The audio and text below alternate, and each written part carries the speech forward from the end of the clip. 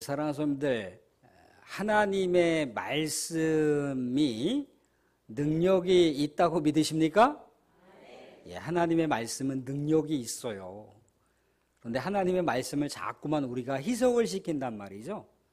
그래서 하나님의 능력이 때로는 100%, 200%, 300% 발휘될 수 있는데 때로는 조금만 하나님께서 역사하실 수도 있고 때로는 조금만 역사하시는 것이 아니라 되레 우리에게 상해를 입히는 반작용도 일으킬 수 있다고 하는 겁니다.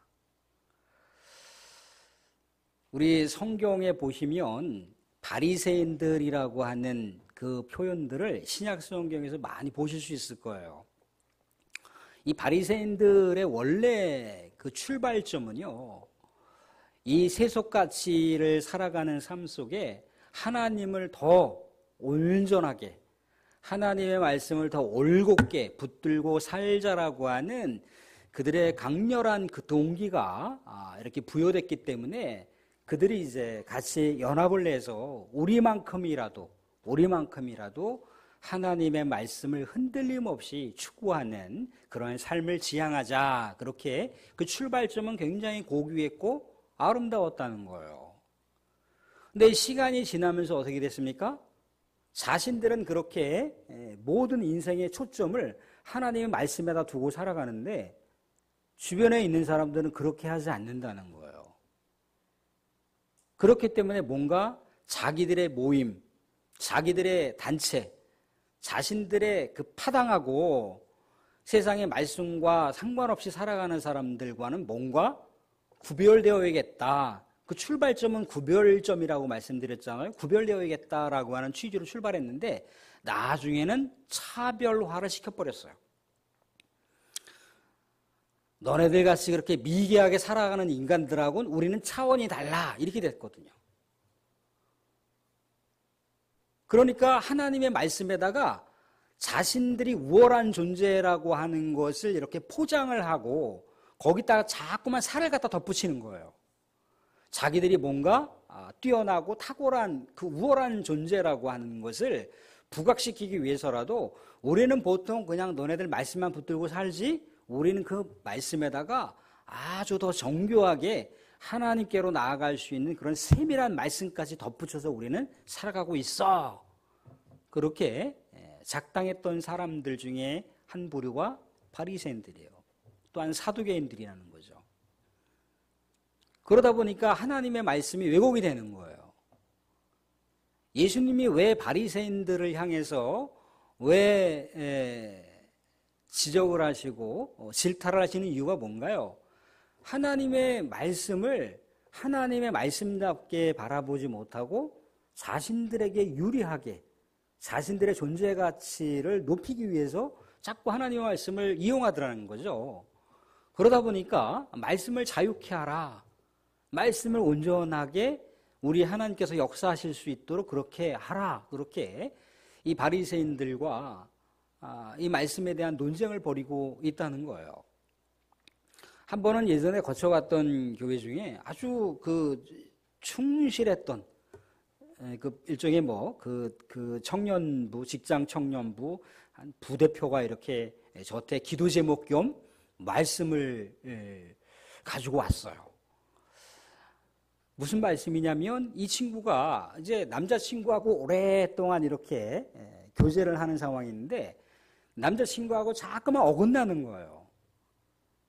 그러다 보니까 이 사람하고는 내가 도저히 결혼까지는 내가 가서는 안 되겠다. 헤어져야 되겠다라고 헤어질 결심을 이렇게 마음속으로 늘 언제나 품고 있었던 것 같아요. 근데 이제 헤어져야 된다라고 하는 말을 해야 되는데 어떤 시의적절한 때가 필요한데 이 시의적절한 때를 못 만난 거예요. 근데 이제 이 친구가 나름대로 신실한 청년이니까 말씀을 늘 언제나 이렇게 자주 통독하고 말씀을 묵상하는 친구란 말이죠. 근데 이 친구가 갑자기 우리가 다 알고 있고 이해함직한 창세기 12장 하나님께서 아브라함을 구속사의 인물로 선택하실 때 너는 너의 본토 친척 아비집을 떠나라고 그랬잖아요. 그죠? 근데 너의 본토 친척 아비집을 떠나라고 하는 말씀을 그가 자신의 상황에다가 그대로 접목시켜버린 거예요. 그리고 또 하나의 말씀은 뭐냐면 여호수아 17장에 가보게 되면 요셉 지파가 여호수아를 통해서 배당받은 땅이 너무나 좁단 말이죠. 우리가 알듯이 요셉 지파는 므낫세 지파와 에브라임 지파가 합쳐져 있는 지파란 말이죠. 그러니까 다른 지파들에 비해서 당연히 인구가 많기 때문에 땅이 더 많이 필요한데 기존에 할당받은 배당받은 땅으로는 부족하다는 겁니다. 그래서 여호수아에게 얘기를 했어요. 우리는 땅이 좀 부족합니다. 그랬더니 여호수아가 아니 거기 르바임 땅이라고 하는 또 브리스 땅이라고 하는 곳에 가보면 정말 땅들이 편만하게 깔려 있는데 그 땅들을 너희들이 스스로 개척을 해서 그 땅을 개간해갖고 너희들이 머물 수 있는 그런 삶의 터전으로 삼으면 되지 않겠느냐. 말하자면 너희가 스스로 땅을 개척하라. 그런 내용을 이 친구가 또 자신의 삶의 정황으로다가 적용을 시켜버린 거예요. 그러니까 무슨 얘기냐면 아브라함한테 하나님께서 떠나라고 그랬으니까 하나님께서 자기하고 남자친구하고 헤어지라. 남자친구를 떠나라 라고 하는 말씀으로 그가 그냥 그대로 받아들인 거예요. 또 하나는 뭡니까? 여호수아 17장에 있는 말씀대로다가 스스로 땅을 개척하라 그랬거든요. 그러니까 본토진적 아비집을 떠나서 스스로 땅을 개척하라고 하는 말씀 가운데 지금 현재 교제하고 있는 남자친구하고는 깨끗하게 헤어지고 새로운 남자친구를 만나라. 그렇게 이 친구가 말씀을 적용을 해버린 거예요. 그래서 저한테 이제 하나님의 말씀을 내가 순종할 테니 기도 좀 해주세요. 그렇게 왔어요. 혹여라도 사랑하는 성도님들, 우리 하나님의 말씀을 그런 식으로 적용하지는 않으신가요? 내 삶이 너무나 갈급하고 내 삶 가운데 여러 가지 어려운 상황들이 있어요. 그런데 하나님의 말씀을 읽다 보면은 그냥 내 심령에 꽂히는 내용들이 있다는 거죠. 그죠? 근데 하나님의 말씀은요, 아무 데나 갖다 걸어놓는 게 아니에요. 아무 데나 갖다가 적용하고 아무 데나 갖다가 감동받는 게 아니라는 거예요. 왜? 그 문맥에 맞는 또 그 시대에 맞는 또 그 어떤 공간에 맞는 그 사람들 상황 속에 맞는 말씀이 있다는 거예요. 우리는 제가 또 그렇게 말씀을 전하는 것도 그렇지만 거기에 말씀의 원리를 제가 뽑아서 핵심 원리를 뽑아서 그것을 우리의 삶으로 적용하는 것이지 그냥 액면가 그 말씀 그대로다가 내 삶으로 적용해서 내가 은혜 받고자 하는 그건 아니라는 거예요. 하나님의 말씀이 정확한 지점에 떨어지잖아요. 강력한 역사를 일으킬 수밖에 없어요. 다이나마이트보다 더 강력한 역사를 일으킬 수 있는 것이 하나님의 말씀. 왜? 하나님의 말씀에는 하나님이 호흡하시고 있기 때문에 하나님의 존재성이 그 말씀 가운데 담겨 있기 때문에 그렇다는 거예요. 그런데 하나님의 말씀이 정확한 지점에 떨어지지 않으면 역사하지 않을 수 있는 것을 넘어서서 잘못하면 예리한 칼날이 되어서 사람을 상처를 입히거나 사람을 공격하거나 때로는 사람을 저주할 수가 있다는 거예요. 그래서 우리 하나님의 말씀을 정말 잘 봐야 되고 잘 우리의 삶 속에 적용을 해야 된다는 거예요. 고대 랍비들은 어떻게 했다고 합니까? 하나님의 말씀을 얼마나 소중하게 여겼는지 이 말씀을 이렇게 기록하다가 하나님이라고 하는 단어, 여호와라고 하는 단어가 딱 나오면 그 자리에서 붓을 딱 꺾어버리고 깨끗하게 목욕을 다시 재개한 다음에 깨끗하게 다시 옷을 입고 새 붓으로 다시 들어서 여호와라고 하는 단어를 기록했다고 해요. 하나님의 말씀을 얼마나 소중하게 여겼으면 또 하나님의 말씀이 정말 절절하게 하나님의 능력과 존재가 말씀 가운데 새겨져 있기 때문에 그렇게 하나님의 말씀을 소중하게 붙들고 살아갔던 고대 랍비들의 상황을 우리가 엿볼 수가 있다는 거예요. 그런데 우리는 때로는 말씀을 보면은 내가 편리한 대로다가 내 상황에 걸맞게 이렇게 말씀을 끌어들여서 은혜 받고 저렇게 말씀을 끌어들여서 은혜 받고 내가 의도한 것은 아니지만 그렇게 됐을 경우에 물론 상대적인 은혜를 가질 수 있을지 모르지만 절대적인 은혜와 능력이 나타날 수가 없다는 거예요. 그래서 말씀의 원리상 말씀을 내 생각으로 덧붙이거나 내 생각으로 삭제하지 말라라고 하는 말씀이 우리 성경 말씀에 기록되어 있잖아요. 내 말을 덧붙이거나 내 말을 빼지 말라고 나와 있잖아요. 그죠? 하나님이 역사하시지 않는 것뿐만 아니라 더 무서운 건 하나님의 저주와 징계가 그 안에 담겨 있다는 거예요. 오늘 사랑하는 성도들, 하나님의 말씀을 우리가 왜곡하면 안 됩니다. 하나님의 말씀을 그대로 우리가 수용을 했을 때 하나님의 말씀을 그대로 여과 없이 우리의 생각이나 우리의 유리한 입장과 우리의 감정들을 막 섞어서 하나님의 말씀을 이렇게 저렇게 희석시키는 것이 아니라 있는 그대로를 우리가 받아들였을 때 온전하게 역사할 수 있다는 거예요.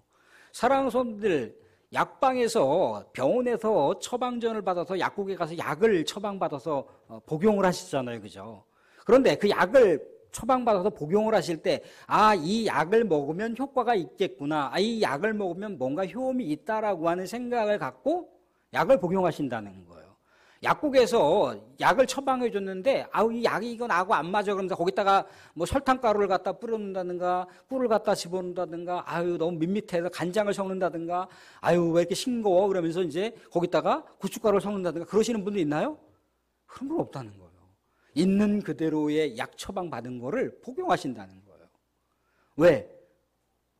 의사와 약사가 그렇게 처방해주고 우리들에게 처리해줬으니까 있는 그대로 약을 먹는다는 거예요. 우리가 복용하는 약도 그런데 하나님의 말씀은 어떻겠습니까? 그래서 예전에, 지금은 그런지 모르겠어요. 예전에 식당 가보면 뭐가 붙어 있어요? 내 시작은 미약하였으나 내 나중은 창대하리라. 욥의 친구들 중에 하나가 욥을 비판하기 위해서 한 말이거든요. 그런데 읽다 보니까 아주 마음에 쏙 들어와. 그러니까 그 말씀을 어째요? 식당 그냥 대문 앞에 들어가는 데다 모든 사람들이 들어오는 공간에 다 볼 수 있도록 그렇게 한다는 거예요. 그러니까 하나님의 말씀을 내가 임의적으로 이렇게 걸고 저렇게 걸고 그래서는 안 된다는 거예요. 하나님의 그 말씀의 그 약발이, 하나님의 말씀의 효력이, 하나님의 언약의 성취가 온전하게 이루어지려면 말씀의 정확한 지점에 떨어져야 되는 거예요. 오늘 사랑하는 사람들, 말씀이 왜곡됐음으로 인해서 저주받는, 또 말씀이 왜곡되지 않았을 때 축복받는 그런 상황들을 우리가 헤아려 볼 수 있는 말씀이 있습니다. 오늘 창세기 말씀을 보시게 되면 우리 하나님께서 우리 사람을 위해서 만들어 놓으신 에덴 동산에서 아담과 하와가 이렇게 발가벗고 살았지만 발가벗은 것에 대해서 전혀 부끄러워하지 않았다는 거예요. 자유했고 행복했다는 거예요. 다만 동산에서 하나님께서 딱 한 가지 부탁한 게 있는데 그게 뭡니까? 선악을 알게 하는 나무의 열매는 먹지 말라는 거예요. 그거 먹으면 정령 죽으리라, 그렇게 하나님께서 말씀하셨다는 겁니다. 그런데 하나님의 그 권위를 상징하는 것이기도 하고 인간의 한계를 상징하는 것이기도 한 이 선악을 알게 하는 나무는, 아, 내가 우리 하나님의 피조물이지라고 하는 그런 생각을 상기시켜주는 나무가 선악을 알게 하는 나무예요. 아, 나는 하나님의 말씀을 붙들고 순종해야 되는 하나님의 창조 피조물이지라고 하는 것을 늘 언제나 선악을 알게 하는 나무의 열매를 보면서 생각하게끔 하도록 하신 거예요. 하나님만 의지하도록 살게끔 그렇게 프로그램화 되어 있는 게 사람이란 말이죠. 그런데 그렇게 하나님과의 절대적인 관계를 통해서 사람은 진정한 자유와 진정한 행복을 느끼는 거예요. 또한 남자와 여자가 서로 친밀하고 사랑스러운 관계 속에 온전한 관계를 가져가는 것이 그렇게 창세기에서 우리 하나님께서 죄 없이 살아가는 백성들에게 주신 놀라운 은혜고, 하나님과의 관계, 사랑과의 관계를 뛰어넘어서 모든 또 다른 피조세계와의 관계를 하나님께서 특징 지어주신 대목이 뭡니까? 오늘 우리가 오후에 나누겠지만 하나님께서 생육하고 번성하여 땅을 다스리라 했다는 거예요. 모든 땅의 통치권, 지배권을 사람에게 부여하신 거예요. 모든 피조물과의 관계를 우리 하나님께서 축복해 주신 거예요. 그러니까 선악을 알게 하는 나무의 열매를 통해서, 아, 나는 하나님의 말씀을 따라야 될 백성, 아, 모든 피조 세계를 내가 관리하고 보호해야 되고 다스려야 할 그런 만물의 영장이구나. 그럼에도 불구하고 나는 사랑과의 관계도 그렇지만 하나님과의 관계는 내가 피조물이고 하나님께서 창조주 권능자라고 하는 것을 잊지 않고 살아가야지 라고 하는 것이 선악을 알게 하는 나무의 열매인 거예요. 근데 갑자기 하나님께서는 선악을 알게 한 나무의 열매를 통해서 사람에게 오히려 더 좋은 것으로, 사람에게 오히려 더 배려하는 차원에서 선악을 알게 하는 나무의 열매를 설정해 놓으신 거잖아요. 그런데 갑자기 뱀이 등장을 해서, 악을 상징하는 뱀이 등장을 해서 이 하나님이 창조주의 이 권리를 회방해 놓는 거예요. 파괴시작하기 시작합니다. 하나님의 말씀을 아주 왜곡시켜버려요. 하나님의 말씀을 왜곡시켜서 좋으신 하나님을 나쁜 하나님으로, 우리 하나님께서 배려하시는 하나님인데 배려하시는 하나님이 아니라 인간보다 더 이기적인 하나님으로다가 하나님의 말씀을 왜곡시켜서 전락시키는 장면을 우리가 볼 수가 있어요. 그래서 뭐라고 얘기하던가요? 이 뱀이 하와에게 등장을 해서 하와에게 뭐라고 합니까? 하나님께서 정령 에덴 동산에 있는 모든 나무의 열매를 먹지 말라고 하더냐? 이렇게 얘기한다는 거예요. 하나님께서는 다 먹어도 좋은데 뭐만 먹지 말라는 거예요? 선악을 알게 한 나무의 열매는 먹지 말라는 거잖아요. 최소한의 하나님과 인간 사이의 창조주와 피조물이라고 하는 그 관계를 설정해 놓은 게 선악을 알게 한 나무인데 그것만 먹지 말라고 했는데 갑자기 이 사탄 마귀를 상징하는 뱀이 등장을 해서 뭐라고 얘기하는 거예요? 하나님께서 진짜 먹지 말라고 그랬어? 에휴, 이기적인 하나님. 어떻게 그런 하나님이 있어? 어떻게 자녀들에게 다 먹을 것을 풍요롭게 제한 없이 다 먹으라고 그래야지 어떻게 그럴 수가 있어? 그래서 하나님의 존재성을 의심하게 만드는 거예요.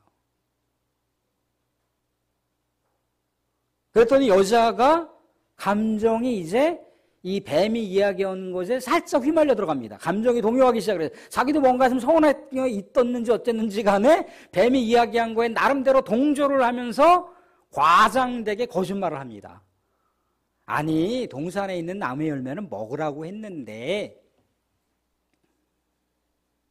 먹으면 죽는데 하나님이 심지어 만지지도 말라고 그랬어. 보지도 말라고 그랬어. 이 과장되게 거짓말을 딱 집어넣는 거예요. 왜곡시키는 말에다가 거짓말이 거기다가 더 갖다 덧붙여졌어. 그러니까 뱀이 뭐라고 얘기합니까? 그거 먹어도 안 죽어. 그 먹으면 선악을 알게 하는 그런 놀라운 지혜가 생기고 하나님같이 될 수 있어. 하나님도 이거 아셔. 그래서 먹지 말라고 한 거야. 그걸 알아야지. 한 번 거짓말이 어렵지 두 번 하기 시작을 하면 이제 뭐 본물 터지듯이 나오는 거죠. 그죠? 입이 열려지면 다 우리가 거짓말하는 게 우리 인간의 실종이잖아요. 자기에게 유리한 것만 얘기하고 불리한 건 얘기하지 않잖아요. 그죠? 자기 상황 전개상 뭔가 자기에게 흠집이 생길 것 같다 그런 말들은 싹 빼버리잖아요. 그죠? 항상 자기를 유리하게 하고 자기의 어떤 좋은 점들만 이렇게 부각시키려고 하는 게 사람의 모습인데 그게 바로 사탄의 영향을 받은 거라는 거예요. 이제 사탄이 왜곡된 말을 이렇게 하자 어떻게 되나요? 이제 여자가 그동안 선악을 알게 하는 나무의 열매를 보면서 인간의 한계성을 느꼈잖아요. 아, 하나님은 하나님이고 인간은 인간이지 라고 하는 하나님의 주권성과 인간의 한계성을 느꼈단 말이죠. 그런데 선악을 알게 하는 나무의 열매를 먹으면 누구처럼 된다고요? 하나님처럼 된대요. 하나님처럼. 먹어도 죽지 않는다는 거예요. 완전히 하나님께서 먹으면 죽는다고 그랬잖아요. 그죠? 먹지 말라고 했고 먹으면 죽는다고 그랬잖아요. 하나님의 말씀을 완전히 뒤집어 엎어서 왜곡시켜버린 거예요. 그런데도 여자가 사탄 마귀를 상징하는 뱀의 이야기를 듣고 확하니 마음에 끌려 들어가. 그가 그동안 한 번도 그런 생각을 하지 않았는데 그 선악을 알게 하는 나무의 열매가 어떻게 보였다는 거예요? 보암직도 하고 먹음직스럽기도 하고 지혜롭게 탐스럽게 보이길만도 한 그런 모습이 됐더라는 거예요. 인간의 탐욕이 이제 그 안에 들어가기 시작을 하는 거죠. 그래서 어떻게 했습니까? 끝내 하나님의 말씀을 있는 그대로 순종해야 할 여자가 하나님의 말씀을 불순종하고 누구의 말을 순종했습니까? 사탄 마귀를 상징하는 뱀의 말을 순종한 거예요. 하나님의 말씀이 파괴됐고 하나님과 사람 사이의 관계가 파괴됐고 남자와 여자의 관계가 파괴되는, 부부의 관계가 파괴되는, 사람과 피조세계의 관계가 파괴되는 놀라운 그런 타락의 상황이 말씀 가운데 등장을 하더라는 거예요. 그래서 어떻게 했습니까? 이제는 모든 그런 상황들이 완전히 바뀌었잖아요. 그죠? 그러니까 그 전에 하나님의 말씀의 그 창조와 특별하게 사람은 말씀이 아니라 재료로다가 창조를 하셨잖아요. 그죠? 우리 안에 놀라운 섭리와 사랑이 담겨 있는 인간 창조를 인간 스스로가 무너뜨려 버렸다는 거예요. 그래서 자신들이 발가벗었다라고 하는 부끄러움 때문에 무화과 나뭇잎을 이제 옷 삼아서 바지 삼아서 치마 삼아서 이렇게 입고 있었더라는 거예요. 이제 하나님이 두려웠기 시작했습니다. 그럼에도 불구하고 하나님께서 아담을 다시 찾으시는 거죠. 아담아, 아담아 어디 있니? 어디 있니? 아담이 뭐라고 얘기합니까? 하나님 두려워서, 부끄러워서. 너의 부끄러움을 누가 알리더냐? 너가 정령코 선악을 알게 한 나무의 열매를 먹었더냐? 하나님께서 말씀하실 때 적어도 상남자 같았으면 뭐라고 얘기해야 됩니까? 아유 하나님, 제가 너무너무 먹고 싶어서 먹었습니다. 그래서 아내도 먹게 했습니다. 모든 것이 내 책임입니다. 하나님 저를 버려주십시오. 저를 버려주십시오. 그래야 되잖아요. 그죠? 그런데 오늘 말씀 가운데 보면은 아주 기가 막힌 장면을 볼 수가 있습니다. 오늘 말씀 가운데 보시면 12절 말씀 보겠습니다. 12절 말씀 보시면 이렇게 나와 있더라는 거죠. 아담이 이르되, 같이 한번 읽겠습니다. 같이 시작. 아담이 이르되 하나님이 주셔서 나와 함께 있게 하신 여자, 그가 그 나무의 열매를 내게 주므로 내가 먹었나이다. 하나님, 나는 정말 먹고 싶지 않았거든요. 근데요, 저의 배필이라고 말씀하신 그 여자가 나를 얼마나 꼬드겼는지 내가 먹었습니다. 하나님께서 저에게 그 여자 보내주시면 않았으면 내가 안 먹었죠. 저 여자 때문에 내가 먹었다니까요. 저 여자 때문에. Because of woman. 자신의 아내에게 자신의 아내에게 모든 사득 돌리고 있어요. 이런 찌질이도 못한 남자가 어디 있습니까? 상남자라면 내가 했어요. 내가 했습니다. 하나님 나를 쳐주시고 나를 버려주세요. 내 아내는 용서해 주세요 해야 되는데, 내가 안 먹으려고 그렇게 했는데, 아유, 저 인간 때문에 내가 내 인생이 이렇게 하나님의 말씀을 불순종하게 됐습니다. 결국 누구 탓하는 겁니까? 말은 여자지만 하나님을 탓하는 거야. 하나님과의 관계가 박살났잖아요. 또한 남편과 아내의 관계가 박살나버렸어요. 그리고 이제 사람과 피조세계의 관계도 박살나는 장면, 우리가 말씀 가운데 보시면 또 13절도 보겠습니다. 13절 보시면 이렇게 나와 있어요. 같이 한번 읽겠습니다. 같이 시작. 여호와 하나님이 여자에게 이르되 네가 어찌하여 이렇게 하였느냐? 여자가 이르되 뱀이 나를 꿰므로 내가 먹었나이다. 하나님, 내 마음이 정말 연약했나 봐요. 내 마음이 그 나무를 보는 순간 열매를 너무나 먹고 싶었어요. 그래서 먹었습니다. 그렇게 안 하고 누구를? 뱀을 얘기하는 거예요. 뱀은 피조세계를 상징하기도 하지만 악을 상징하기도 한다고 그랬잖아요. 피조세계의 관계가 깨져버린 거예요. 하나님의 명령이 온전하게 성취되면 그 안에 참 자유와 참 기쁨과 참 행복이 있었을 텐데, 하나님의 이 생명의 말씀, 영생의 말씀, 참 자유와 행복을 주시는 말씀이 이 공범들에 의해서 왜곡이 되다 보니까 어떻게 됐던가요? 완전히 하나님의 말씀은 역사하지 않았을 뿐더러 오히려 되려 이들에게 저주의 칼날로 작용을 했잖아요. 그래서 뱀은 일평생 동안 땅을 기어서 흙을 먹고 사는 존재가 되어버렸고, 여자는 출산의 고통을 느껴야 됐으며 또한 수고로움을 통해서 늘 언제나 남편을 의지하는 삶을 살아갈 수밖에 없는, 그리고 남자는 평생 동안 땀을 흘리며 엉겅퀴 나무를 치워버리는 그런 수고스러운 노동을 해야 되는, 사실 노동이라고 하는 것이 창조 세계에서는 기쁨과 행복이거든요. 왜? 하나님께서 디자인을 해놓으신 거잖아요. 그러니까 사람이 하나님께서 디자인해 놓으신 것을 같이 이렇게 하나님이 창조하시고 나서 이 창조 놀라운 피조 세계들을 운영하실 거 아니에요. 그죠? 운영의 파트너로다가 사람을 사용하시는 거잖아요. 그죠? 그러니까 사람이 이 만왕의 왕이시고 만주의 주이시고 모든 우주 만물을 창조하신 창조주와 더불어서 하나님의 이 창조의 모든 피조 세계를 함께 운영한다라고 하는 기쁨과 감격 때문에라도 모든 노동이 행복하고 모든 노동이 기뻐야 되는 거예요. 그런데 기쁨이 상실돼 버렸잖아요. 고통만 남았잖아요. 그죠? 여자도 그렇다는 거죠. 그죠? 근데 이 말씀을 또 나중에 제가 기회가 되면 이 말씀을 더 깊이 풀어드리겠습니다. 단지 그냥 출산에 대한 고통만을 얘기하는 것은 아닙니다. 아무튼간 그렇다는 거예요. 하나님과의 관계가 깨졌고 사람과의 관계가 깨졌고 피조세계의 관계가 깨졌다는 거예요. 하나님의 말씀이 왜곡이 되었을 때. 그런데 이 말씀을 누가 성취하시나요? 예수 그리스도께서 그대로 성취하시죠. 그죠? 사탄이 탐욕의 마음으로 계속해서 예수님을 공략을 합니다. 예수님께서 가장 극심한 40일 금식 기도를 하는 그 순간에 그것도 하나님만 절대적으로 의지하는 상황 속에서 뭐라고 자꾸 꼬드깁니까? 야, 너 얼마든지 능력 있잖아. 그냥 돌덩이 그냥 딱 손만 만지거나 말 한마디만 하면 그 떡덩이가 됐잖아. 너 그런 능력 있잖아. 너 하나님의 아들 아니야? 야, 너 저 위에서 떨어져도 안 죽잖아. 너 하나님의 아들이잖아. 야, 온 천하 내가 다 줄게. 뭐 굳이 십자가에 못 박혀 죽을 필요가 뭐가 있어. 나한테만 그냥 굽신 한번 절 한번 해. 내가 온 천하 명예와 능력과 이 권좌를 너에게 다 허락할게. 예수님께서 뭐로 대적을 하시든가요? 손사래로다가 나 싫어 그러시나요? 아니죠.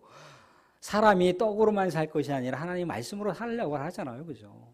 신명기에 있는 말씀을 딱 꺼내잖아요. 그죠? 하나님을 시험하지 말라고 하잖아요. 그죠? 물러가라고 하지 않습니까? 예수님도 말씀을 붙들고 얘기를 하는 거예요. 말씀을 붙들고.